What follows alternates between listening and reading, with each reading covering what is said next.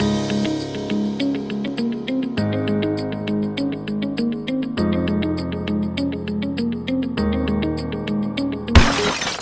welcome back to Antique Quest. Today we're going to be talking about vintage double barrel shotguns. We have our spring firearms auction coming up. That's Harris & Sons Auctions. And in lieu of that, we decided we'd do a little episode on what to look for in a good vintage shotgun. So today we have three different grades here for you. This one's an A.B. Simmons. This is an L.C. Smith, good quality American maker. And this is a top English H. Clark & Sons English shotgun. So we're going to tell you a little bit about the differences and what's the main things personally I look for when you're buying a good vintage antique double barrel. What makes the prices change so much? Some of the English double barrels are well over $100,000 now. There's just some exceptional quality in them, and there's quite a following. So anyway, we'll start with the front one, and I'm going to have to put my glasses on for this. Now, these first two are actually in our upcoming auction, which is June 15th at the Kentville Fire Hall in Kentville, Nova Scotia. So this first one, a decent 12 gauge shotgun, but the first thing you're going to look for is the quality of the wood. Let's start there. So as you can see, it's a well-made stock, but the grain, the quality of the wood they've used is not the best. It's just a decent piece of solid wood. Now when we move on to our L.C. Smith, this actually has some really exceptional wood, some beautiful graining in here. I don't know if the camera is going to be able to pick up all that, but I will do a close-up afterwards and let you see them. So it's got a really nice quality wood. Again, this is one of the better known top American makers, L.C. Smith. But then you get to the English one, and you have an absolutely outstanding quality of wood that they've used. The grain is exceptional. These are hand-picked, usually Turkish walnut. They're picked for their grain, that sort of thing. Now the next thing you want to look for is, you see how fine that is? Now this is where you're going to find a lot of damage on old shotguns, and this is where you want to look. Right behind the action, here, especially when you get a thin handle like that. It's not quite as substantial as some of these larger ones. And this is the English straight stock on that one, which is just a straight back stock rather than having a semi-pistol grip, which you would call that one. Okay, so personally I like the straight stock the best. The idea with the English shotguns is they're extremely light. So if you're going to be out in the field all day hunting pheasants, quails, partridge, that sort of thing, you know, even a 8 or 9 pound gun is going to start to seem fairly heavy after you carry it all day long, especially if you want to carry it in a ready position if you're hunting pheasants, because you never know when those darn things are going to take off. So anyway, the English guns tend to be lighter. Now this particular one is actually chambered for 2.5-inch shells, which was an old standard in England. They're rather difficult to find these days. You can find them in the States. There's certain people that are remaking them.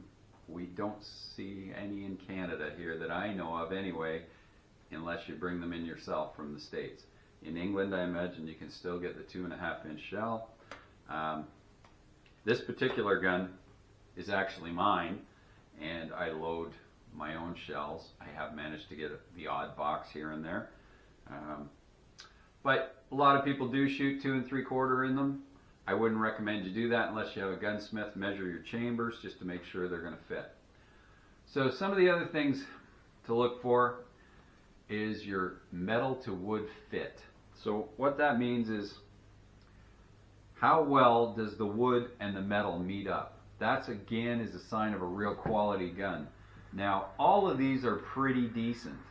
You know, again, with the L.C. Smith you would expect that. It's a higher end maker. But as you look around, look under here. So you really want to check around the lock plates. And you're going to see, and I've seen some that are just terrible. The gaps in between the metal and the wood are terrible. They don't mesh up very well. Now this one, again, older gun, not bad. No damage back here. You know, it has no cracks, and a lot of them, like I say, you're going to get cracks forming back here from the pressure, especially in your bigger gauges, your 10 gauges, that sort of thing.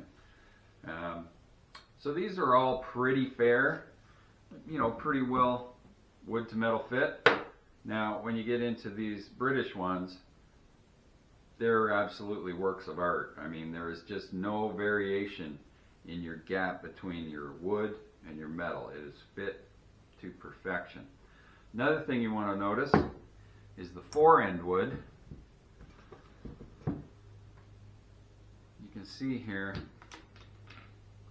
I'm going to actually move the camera off for a close-up of this. All the various different techniques, but this can show you a little closer. That is from our first one. And it's a fairly decent standard piece of wood. The checkering is worn down. That is another thing you want to look for as far as damage or in your valuation. You want to look for how worn it is. The second one is from the LC Smith. Now hopefully you can see there the checkering. It's pretty smooth checkering. I don't get any grip on that anymore. It's been used. It's a fairly, I call this more of a lumpy fore end, but it's still a lot better than a lot of them that you see out there are really lumpy. I just didn't happen to have an example of one right now.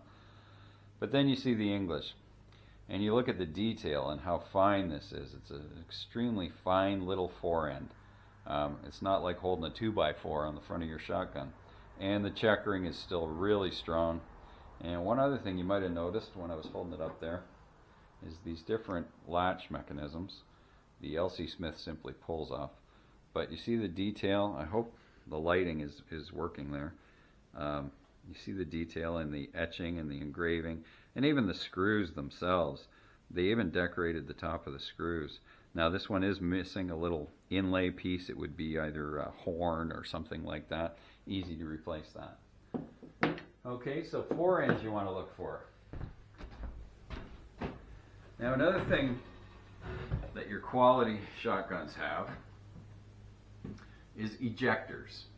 So what that means is after you shoot the shells, when you open up the gun, when you open up the breech, it's going to eject the shells out automatically. They're not extractors where you have to extract the shells out yourself. So a lot of people don't know how to tell, but the easiest way to tell if your gun has ejectors without firing it is your ejector rod right here is actually split in two. And that tells you that it's going to fire off one side or the other side. Because if you fire this gun one chamber only and open it up, it's going to eject the one that it fired. It's going to leave the other one in there. Okay? So look for your ejector rod, which is on all of these right there. And if it's split, you probably have ejectors and not extractors. So that's also a good thing. The other things you want to search for in your shotguns is your proof marks, which are generally on the flats here. So that's going to tell you where it was made, what it's been proofed for, if it's nitro proof, black powder proof. And the English tend to have quite a series of proof marks on there. And this one's actually got nitro proof right on it. It tells you the pressures it's allowed. There's a lot of studying that goes with these, so I'm not going to get into proof marks too much today. And you want to feel antique shotguns. You want to run your hand up and down the barrels, because even if you can't see it with your eye, if there's a little dent, a ding, if it's fallen over in a closet and banged on something, or if it actually has built up pressure from the inside and is developing a bulge. A bulge is a bad thing. You don't want to deal with that. Re-sleeving can be terribly expensive. You wouldn't do that on guns like this that you're not going to get your money back out of. If you find a really good English gun, a Purdy or something like that, then yeah, it's probably worth having it re-sleeved. Okay, another thing for quality is just your details.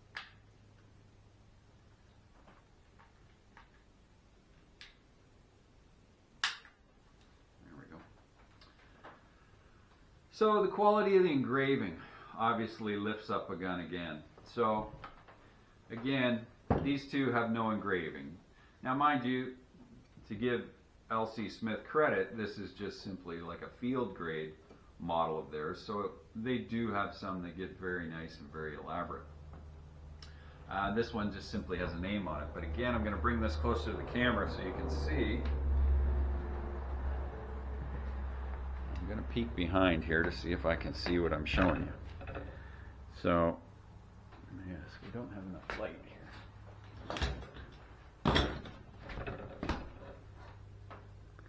You can see here, hopefully, the quality of the engraving is exceptional.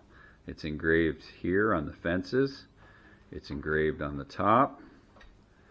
It's engraved all down the opener, the lever, and the entire bottom, and the bottom of the trigger guard, and all along here. It's just completely engraved. And again, like we said, on the fore-end metal there as well. So that's another quality feature that you look for. It was expensive to do at the time, and it adds to the value of the gun. So those are some of the things to look for. The other thing is bluing. As you can see here, the hardening, the color hardening on a barrel is called bluing. Now this one is almost perfect. It's in beautiful condition, and you can see here on the L.C. Smith, you can see where all the bluing's worn off down here. There's still some of it left here. You would probably call that 40% bluing remaining. So that adds a lot to a value of a gun. People really like, you know, really good bluing, and especially on the actions where it almost looks like an oil slick. They pay a premium for that. Personally, if it's a gun I'm going to use for pheasant hunting, I really don't care too much. I do take this one out pheasant hunting once in a while, but believe me, I make sure it's half decent weather when I do that. Now, the other thing is what the barrel's made of. It's getting old is a terrible thing. You got to keep adding your glasses to everything you do. It's really quite frustrating. Oh, cool glasses. I always wanted some specs. Oh, yeah. Excuse me, I feel smarter already. No. Do I look wiser? Oh, yeah. No, please just... please. Okay, now, this particular one is actually Damascus. So if you find yourself with a pattern that looks like lines, lines, lines, and they've been on a bit of an angle, or swirls, that sort of thing, these are Damascus steel barrels. Now, this particular one has been made in Belgium. I can tell because it has the Belgian proof mark there, which was common. A lot of American and English guns would have the barrels imported over from Belgium. Don't be too afraid of these. Again, you want to do the hand test. You want to check inside your bores. Now this one, although it has a little bit of surface rust on the outside, which could be cleaned up, it has exceptional bores. Now, a term you're going to hear is mirrored bores. Now what mirrored bores mean is literally that. You look inside and the bore all the way around, all the way down, reflects like a mirror. It's really clean. There's no score marks, which are long scratches. This one has an incredibly exceptional bore when you consider, you know, it has a little bit of surface rust here when you look at it. But a lot of these were just old farm guns, so they got left around. It doesn't mean they got used a lot, but surface rust, you know, the older houses weren't quite as weatherproof as ours, and they got put in the basement or something like that. Now this one, like I say, it's not bad. And the other thing you're going to want to do with the double barrel shotgun, which is what we're talking about here today, is you want to check the lockup. Now what that means is how tight that locks together. Is there any play? Does the barrels go back and forth? Does it wiggle? Is it worn? This one again, very solid. I'd have no fear at all of shooting this gun. Damascus barrels and all. I can tell Personally, again, I can't recommend that to everybody unless you have it checked by a gunsmith. But you don't want to shoot really high-powered shells through one of these. You know, you don't want to push your luck, because if they do burst, then you're out a set of barrels and your gun is pretty much useless. So you want to check the lockup that it's good and tight, and I believe all of these are very tight. Yeah, that one's rock solid, and that's L.C. Smith. I kind of expect that. Another thing you want to look for, is where your lever sits. So if your lever sits way over to the side like that, it's probably worn. Now, I have to put a little caveat in there, because if it's a brand new, very tight shotgun, it should be leaning one way, the strong way, not the loose way. So if you barely have to move one of these levers to have your action fall open, that shows it's had a lot of wear. So the closer to center you are, really, the better you are. Okay, so that's another thing you want to look for. Now, there's all sorts of various types of lockup. I did have a Jones underlever in the house, but I didn't bring it out. And again, that can be a whole other episode all on its own. There's a lot of different methods now. And there's different types of locks, this being a box lock design, and these being a side lock where you see that shape rather than a flat cutoff. These are box lock, really brought around and made popular by Greener. Both are good. Both have their advantages. There's back locks, side locks, all sorts of different types of locks to look for. The other thing that plays a part in valuation is the butt plate. And if you've had a rubber butt pad put on there, and if you have the original one and it's uncut, that's a good thing. A lot of guys don't particularly like when somebody's come along and shortened the stock and added a rubber recoil pad, butt plate, whatever you want to call it, butt pad, recoil pad, which saves your shoulder. So, I mean, it's not a terrible thing, but it does affect the value. So anytime anything's been altered, it's going to affect your value. So that's one thing to keep an eye out for. If you do find ones that are broken or cracked, you know, if it's one of these hard plastic ones, they're easy to find. You can go to a gun show, your local gun shows, and guys have parts, and it shouldn't be too difficult to find one that fits. But the problem is when they do the rubber coil, that they've actually shortened the stock. So they've changed what's called the length of pull, which is the length between your front trigger and the back here. So all those things get into shotgun fitting, which again is a little more complicated. There's various kinds of ribs, raised ribs, sunken ribs. There's all sorts of fine details that you can really get into shotguns with. Those are probably some of your major ones that I've told you about. You want to watch your chamber length, earlier ones, so be careful what you're shooting in them. Damascus, you want to make sure it's checked out before you actually use it. But they are usable. Don't get terrified. I mean, people use these for 100 years. They weren't blowing up barrels left and right, but they have burst barrels before. So it is something to take note of, especially, of course, if you get something plugged in the end, then expect your barrel to burst. The pressure's got to go somewhere. Okay, and then there's barrel length. So you want to make sure they haven't been cut off. 30 tends to be the standard that things start at, but they were made, you know, 30, 28, 26. They were made in various lengths.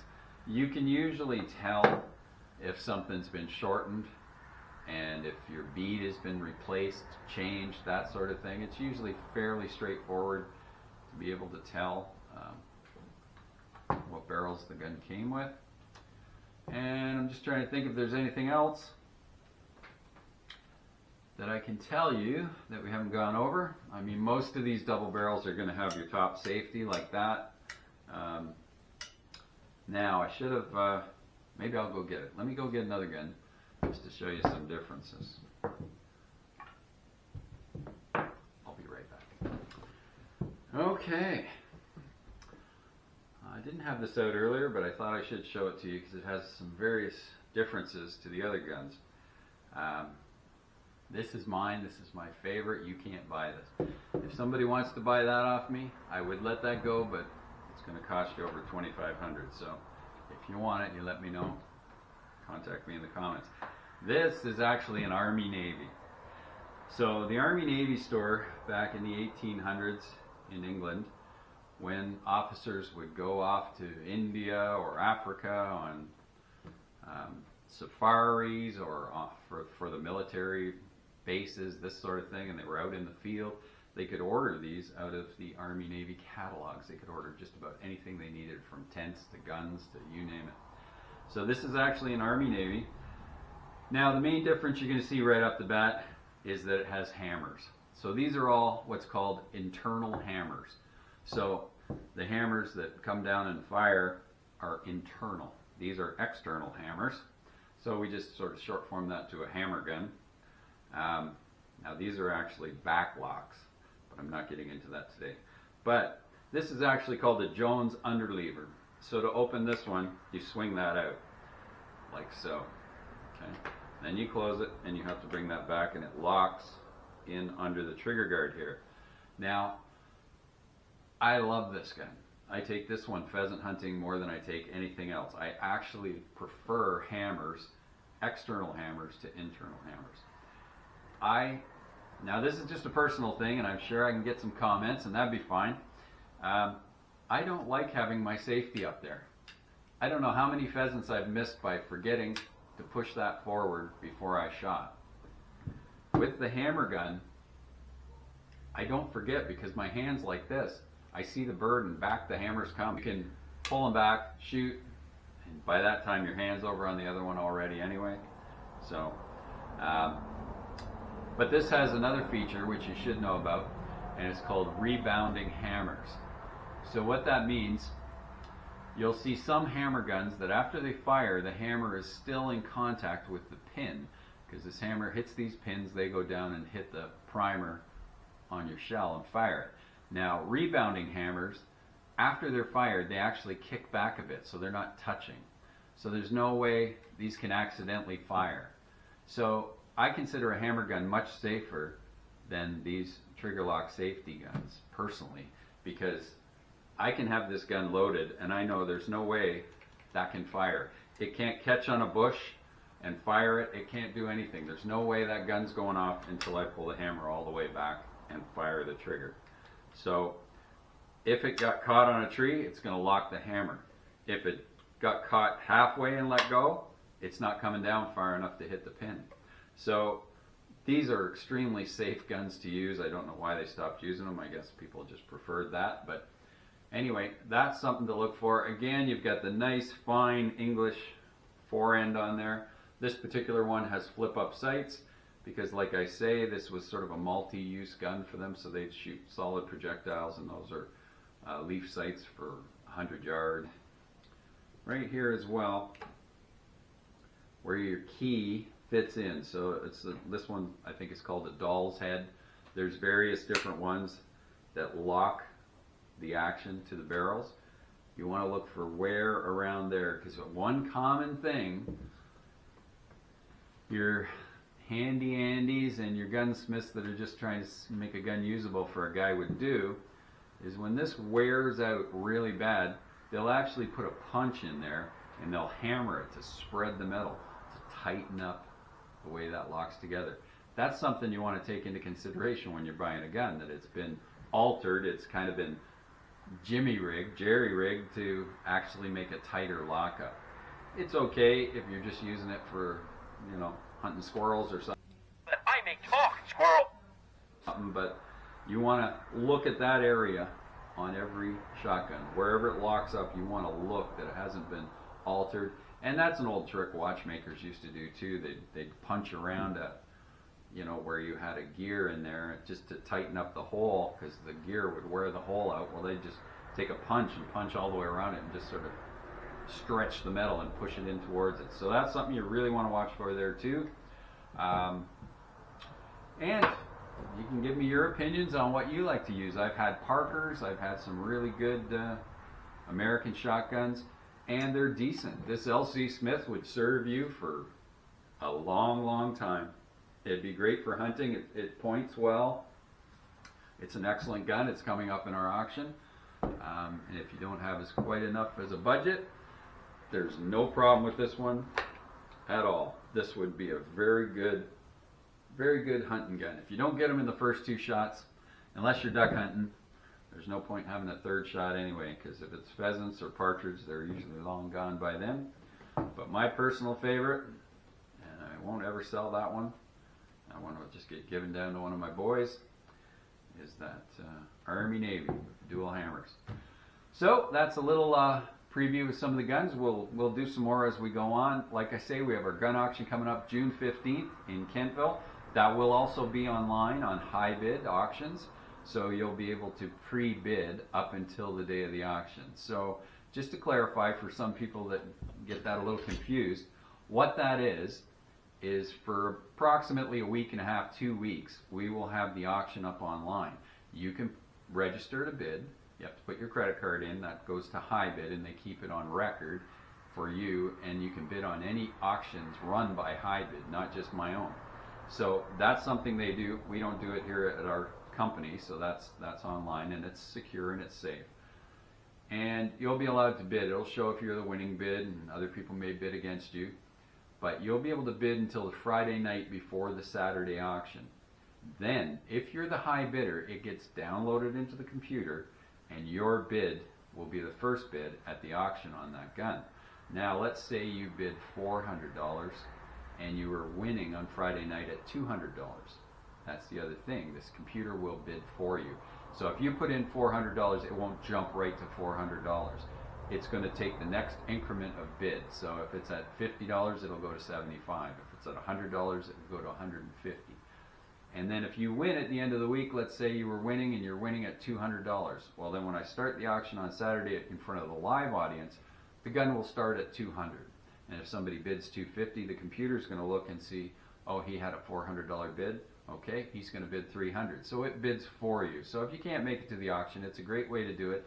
But you do have to be the winning bidder at the end of Friday to have your bids carried over to the live auction. Other choices you have is you can phone us with an absentee bid where we'll bid on your behalf, and we do it the same way. We may start at half your maximum bid and bid for you until you either win it or you're outbid. Phone bids are reserved only for really high-end guns. We don't have the staff and the manpower to constantly be phoning people all across North America. And the other thing to keep in mind is shipping down to the States. If you're bidding from the States, I have no problem shipping flintlocks, percussion caps. When you do get into your non-restricted weapons, then you're going to have to go through one of the gun runners. Gun Runners is one. There's another one, Prophet River out in Alberta, and they take care of all the paperwork and have the gun shipped down to you, but that's something you'd have to arrange yourself. And so if you haven't subscribed already, that's that red button down there. We sure would like it if you do that. I'd love to hear some comments. If anything, guns should always get some sort of comment. So we hope to see you next week, and we're going to have some more Airstream updates for you on our renovation of the Airstream. And thanks very much for watching, and God bless. Happy hunting.